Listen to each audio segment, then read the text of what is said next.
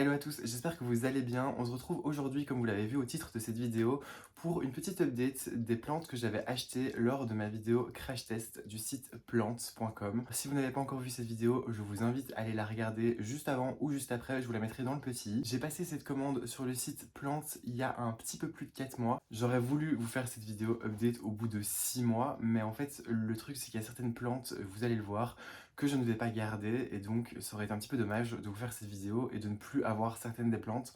Donc je préfère voilà, vous la faire un petit peu plus tôt, tant pis, c'est pas très grave, mais voilà, au moins j'aurai toutes les plantes encore à ma disposition pour vous les montrer. Ce que je vais faire, c'est que je vais vous en parler dans l'ordre dans lequel je vous en avais parlé dans la vidéo crash test, et comme ça on verra petit à petit, et j'essaierai de vous incruster à mon avis juste ici des plans de la première vidéo avec l'état dans lequel étaient les plantes au moment où je les ai reçues. Comme ça on pourra faire une petite comparaison. Vous allez voir qu'il y en a des qui ont très bien évolué, et il y en a d'autres qui n'ont pas du tout évolué en fait. La première plante que j'avais déballée dans cette vidéo, c'était mon Anthurium crystallinum. Donc c'était un tout petit bébé Anthurium que j'avais acheté en baby plante et qui a super bien poussé en 4 mois. Enfin, il me fait déjà des feuilles qui sont super grandes.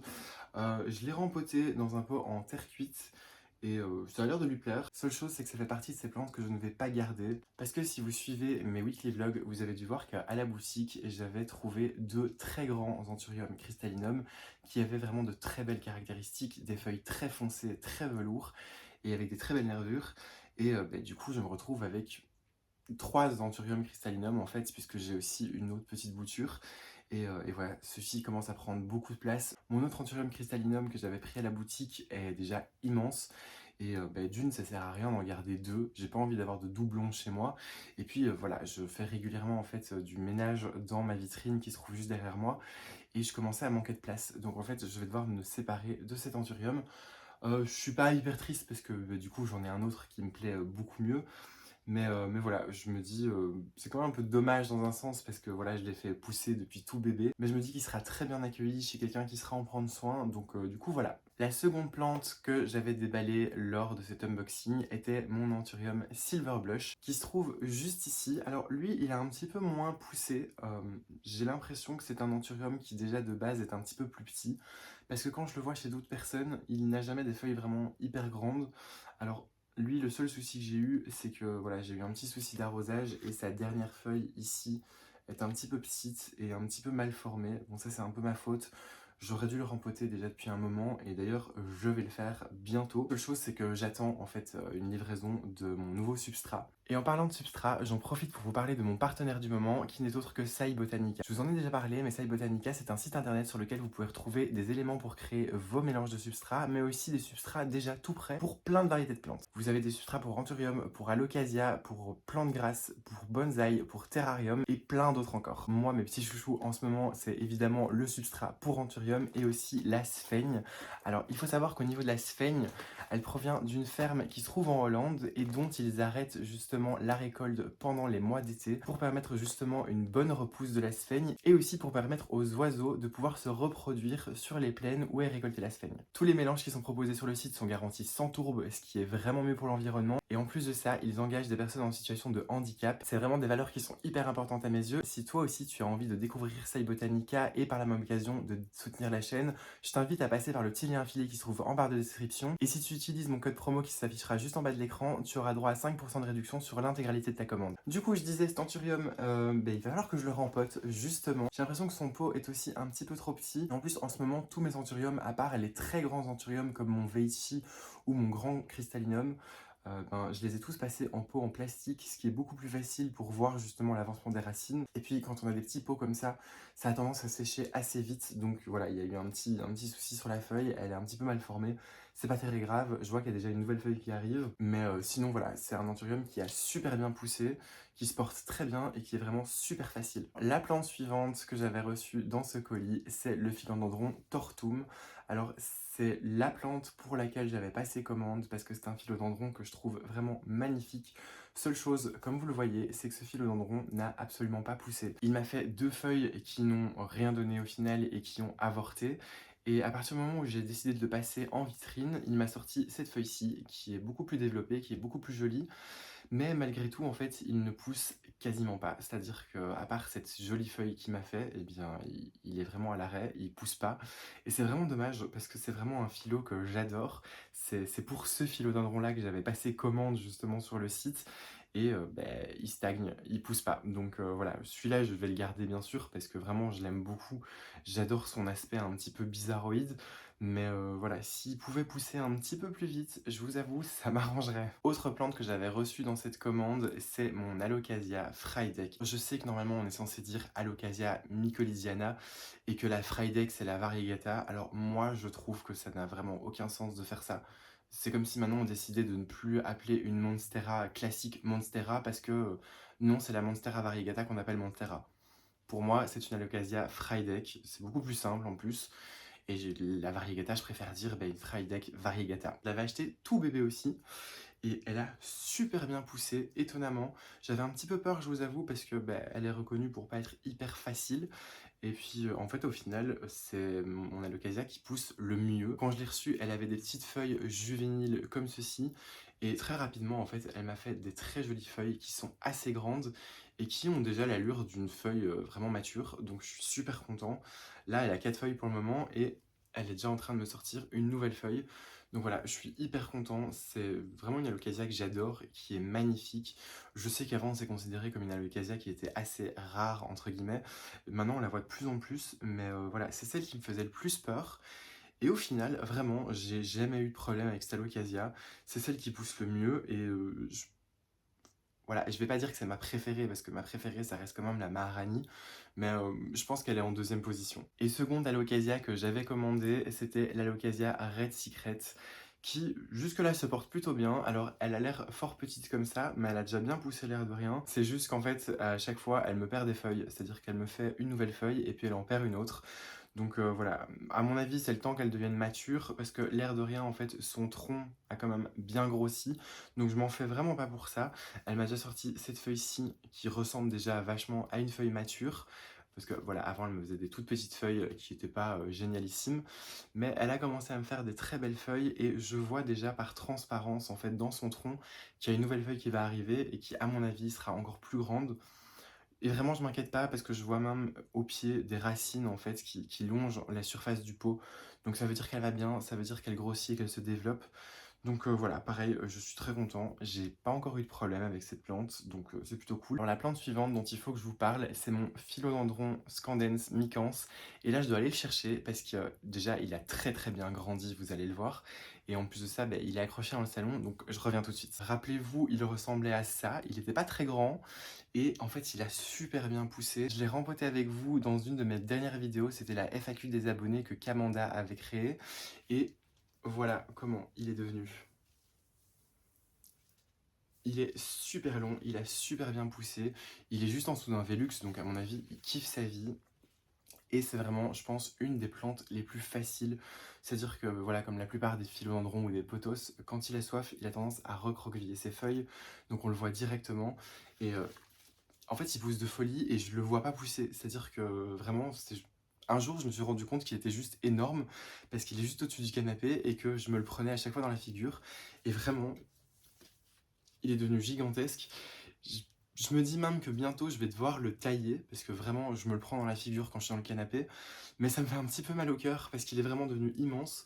Mais voilà, c'est une plante qui est super facile, j'en suis super content. Vous allez dire en même temps c'est un basique, je vous l'avais dit il me semble quand je l'avais reçu, que voilà c'est une plante qui est quand même assez commune, mais ça reste quand même une plante que j'adore particulièrement. J'adore son feuillage velours, et ce que j'adore aussi c'est que il a ce côté-ci qui est tout vert, mais il est tourné vers la fenêtre, et moi en fait quand je rentre dans mon salon, je vois l'arrière des feuilles qui est rouge-brun. Et donc voilà, c'est vraiment une plante que j'adore. Seule petite chose, c'est quand je viens de l'arroser, il a tendance à transpirer et à faire plein de petites gouttes qui tombent sur le canapé. La plante suivante est littéralement devenue un monstre. Il s'agit de mon philodendron Fusy Pétiole. Alors dans la vidéo unboxing que j'avais fait, je l'avais appelé par son vrai nom qui est imprononçable. Donc on va continuer à l'appeler Fusy Pétiole, mais regardez-moi. Cette bête, il a super bien poussé, il a plusieurs pieds, il est énorme et il me fait des feuilles vraiment gigantesques. Je l'ai mis justement sur un tuteur en sphaigne et il a l'air de plutôt apprécier, vraiment il adore. Donc je vais pas tarder à devoir justement rallonger encore une fois son tuteur. Ce sera juste la deuxième fois que je le rallonge. Mais voilà, je suis très content. C'est aussi un philo qui est hyper facile, vraiment. Moi, j'adore particulièrement l'effet un petit peu gaufré de ses feuilles. Je sais pas si on le verra bien, mais voilà, c'est vraiment un philo que j'adore. Il y a évidemment, je sais pas si on le verra très bien, mais il a comme des petits poils en fait sur ses pétioles. Et donc du coup, c'est assez sympa. C'est un philo que j'aime beaucoup. Il n'a pas spécialement besoin de beaucoup de lumière, parce que moi, là où il est, il n'a pas full lumière non plus. Mais il se développe super bien. Voilà, les feuilles que vous voyez, c'est vraiment son pied principal. Il a 3 autres pieds en fait à sa base, qu'on voit plutôt à l'arrière, qui ont un petit peu plus de mal à se développer, je vous avoue. Mais sinon, en règle générale, il se porte vraiment plutôt bien. La plante suivante dont il faut que je vous parle, je ne vais pas pouvoir l'amener ici, tout simplement parce que je ne vais pas avoir la place. C'est ma plus grande plante et c'était la plus grande plante que j'avais reçue dans cette commande. Il s'agit tout simplement de mon Omalomena Maggie qui j'avais pris à l'époque, il me semble, en taille XXL. Si jamais vous suivez ma chaîne depuis un petit moment, vous avez dû la voir plusieurs fois en fond de vidéo quand je filme justement dans mon salon. Et justement, cette plante, en fait, juste rien à dire. C'est juste la plante la plus facile au monde. Elle est dans un endroit qui reçoit très peu de lumière et ça lui convient très bien. Ça m'est déjà arrivé de la surarroser et bah, elle m'en a pas voulu. Ça m'est déjà arrivé aussi de l'oublier totalement et à part juste pencher les feuilles pour me dire qu'elle avait soif, bah, elle m'en a pas voulu non plus. Donc voilà, ça fait partie vraiment.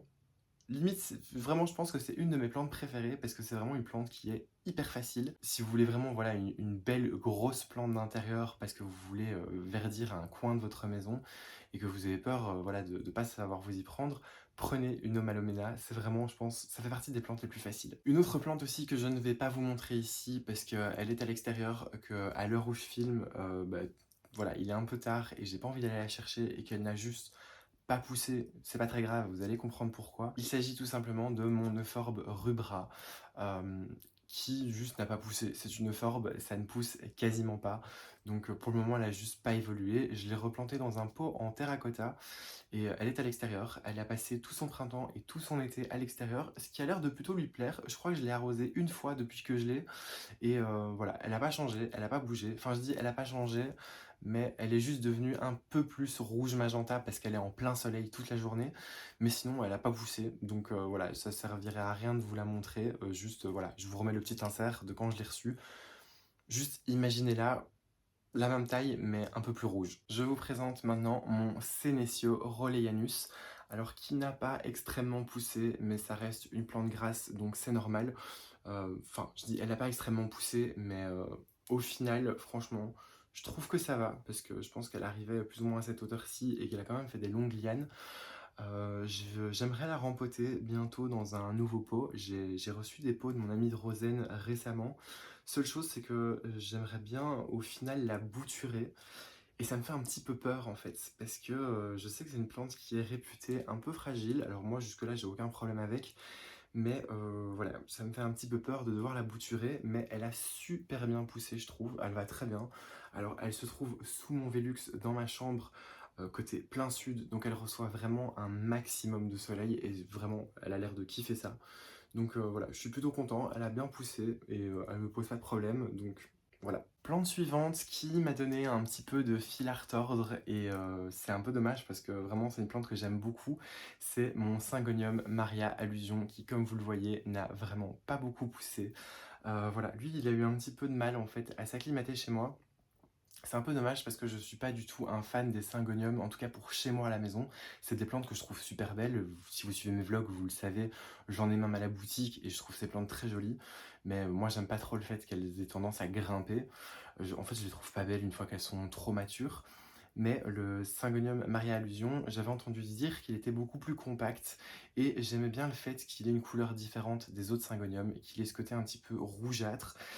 Et en fait, il a eu un petit peu du mal chez moi. C'est-à-dire que, voilà, il poussait pas du tout, il avait du mal à s'acclimater. Voilà, il allait pas bien. Vraiment, ça se voyait qu'il était pas au mieux de sa forme. Il avait plusieurs pieds à la base, il les a perdus. Et à chaque fois qu'il me faisait une feuille, eh ben, il en perdait une. Donc vraiment, il stagnait, il bougeait pas. Ça avait tendance à un petit peu m'énerver. Et puis, au final, je l'ai mis dans la vitrine qui se trouve juste derrière moi. Et ça a l'air de lui plaire plutôt bien. En tout cas, ça a eu l'air de l'aider à s'acclimater à mon chez moi. Puisque, ben voilà, il a quand même poussé. Bon, il pousse un petit peu en hauteur. Normalement, il est censé plutôt faire une touffe. mais là il pousse un petit peu en hauteur et il m'a même refait un nouveau petit rejet au pied qu'on voit juste ici. Et voilà, il me fait des feuilles de temps en temps, tranquillement, qui sont pas très rouges. Ici, il m'a fait une feuille qui est bien rougeâtre, mais les autres sont vertes. Donc voilà, je sais pas trop quoi en penser de ce syngonium. Je l'aime bien pourtant, vraiment, donc j'ai pas envie de lâcher l'affaire. Mais c'est pas non plus la folie. J'en ai vu chez mes fournisseurs en grand. Je vous avoue qu'à un moment, j'ai hésité à me débarrasser de celui-ci et à en prendre un grand. Mais je me suis dit que non, ce serait dommage de jeter l'éponge. Et donc voilà, je continue avec celui-ci. Mais voilà, il a un petit peu du mal, il est un petit peu lent. Maintenant, je me dis que comme c'est censé être un syngonium compact, peut-être que c'est normal qu'il ait une croissance un petit peu lente, mais voilà, c'est quand même pas ouf. J'avais aussi pris une Monstera Esqueleto, parce que vous le savez, j'aime beaucoup les Monstera. J'aime beaucoup les Monstera qui ont des jolies fenestrations fermées, comme ici, comme sur la Monstera Adansoni, comme sur la Monstera Obliqua Peru. Et j'ai eu du mal au départ avec cette plante. Pour tout vous dire, elle poussait et me faisait des toutes petites feuilles. C'était vraiment pas intéressant du tout. Donc je lui ai d'abord coupé la tête. Tête que j'ai directement replantée dans le pot. Et voilà, ça a raciné, ça a bien marché. Donc maintenant j'ai deux pieds. Donc j'ai toujours la petite bouture de tête en fait qui se trouve juste ici. Je sais pas si vous voyez la toute petite feuille ici, qui évolue pas de ouf, mais qui est toujours vivante. Et sinon, là où j'ai coupé, ça a bien repris, ça a poussé. Et la plante est plutôt belle.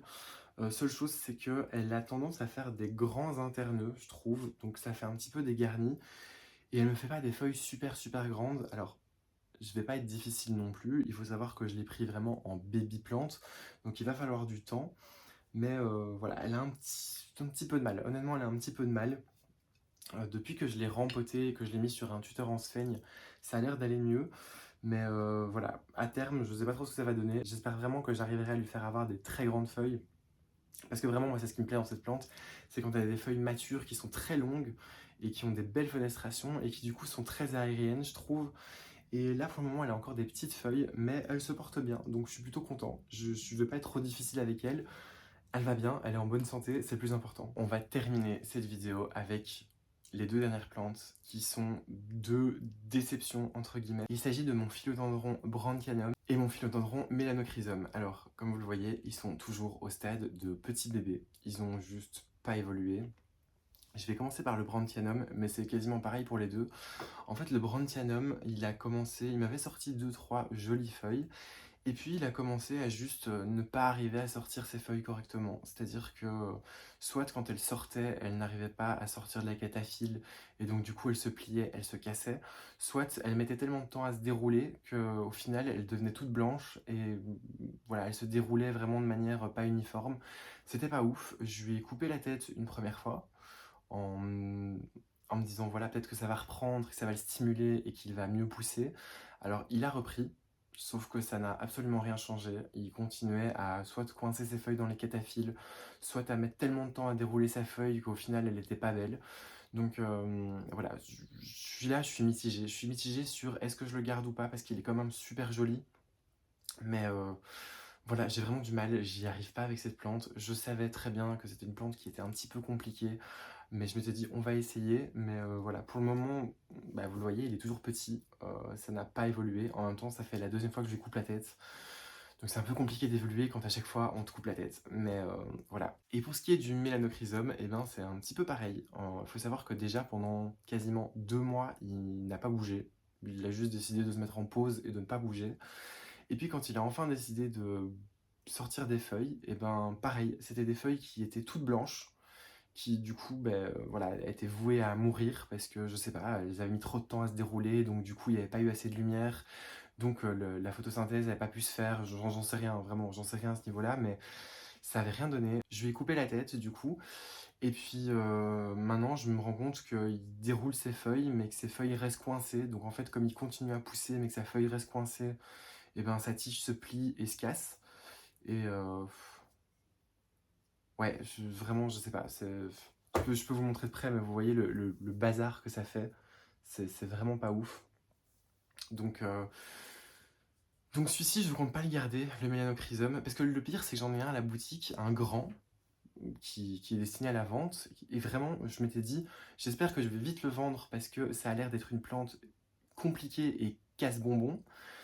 Et celui à la boutique, en fait, je m'en occupe pas, il a quasiment pas de lumière, je l'arrose quasiment pas et il se porte super bien. Et celui-ci auquel je donne toute mon attention et tout mon amour, que je mets en vitrine, je lui donne l'humidité qu'il faut, je l'arrose quand il faut, et ben finalement ça donne rien du tout. Donc je sais pas trop ce que je vais en faire. J'ai pas du tout envie de le garder, vraiment, parce que c'est une plante qui me frustre. Enfin, je sais même plus au niveau de la frustration, en fait, à ce moment-là. C'est vraiment au niveau de j'en ai juste plus rien à foutre. Je vais pas la laisser mourir consciemment, mais j'ai juste plus aucune attente au niveau de cette plante. Et voilà, je sais même pas si je vais la garder. Euh, je sais même pas à qui je pourrais la donner parce que c'est une plante qui est tellement casse-pied que je me dis si je la donne à quelqu'un, en fait, ça va juste frustrer cette personne parce qu'elle non plus ne va pas y arriver. Donc voilà, je sais pas du tout quoi faire avec cette plante. Autant le Brandtianum, même s'il reste petit comme ça me dérange pas parce que je le trouve quand même choupi. Le mélano, vraiment, grosse déception, vraiment. Et en plus, c'était vraiment une plante que j'avais pris parce que voilà, c'était la mode à ce moment-là, machin. Je m'étais dit grande feuille allongée, velours, ça me donne envie. Et finalement, avec le recul, bah, je me dis que bah, déjà d'une, il me donne un petit peu moins envie. Est-ce que c'est aussi le fait que je suis un peu dégoûtée puisqu'il ne pousse pas? Et puis deuxièmement, ben, je l'ai vu en grand et ça prend vraiment beaucoup de place et je suis pas sûre d'avoir la place. Donc du coup voilà, c'est vraiment les deux échecs de cette vidéo. J'espère que cette vidéo vous aura plu, vous aurez pu voir comme ça un petit peu en un peu plus de 4 mois et demi, l'évolution de chacune de ces plantes. Alors il y en a des qui ont très bien poussé, il y en a des qui ont très bien évolué, il y en a des qui ont vraiment très bien grandi, et bah, vous l'avez vu, il y en a des qui n'ont pas poussé du tout. Voilà, j'essaye de pas être frustré par rapport à ça, c'est la vie, c'est comme ça. Je suis quand même très content en règle générale, voilà, je m'occupe bien de ces plantes et elles me le rendent bien et c'est super chouette. Je continuerai, je pense, à vous donner des petites updates sur ces plantes, en tout cas celles que je vais garder. Je le rappelle, si vous voulez tester les produits Sai Botanica, vous avez 5% de réduction avec mon code promo et n'hésitez pas à passer vers le lien affilié qui se trouve juste en barre de description, ça permet de soutenir directement la chaîne. J'espère encore une fois que la vidéo vous aura plu, si c'est le cas, un petit pouce en l'air, on s'abonne et moi je vous dis à dimanche pour le weekly vlog de la semaine.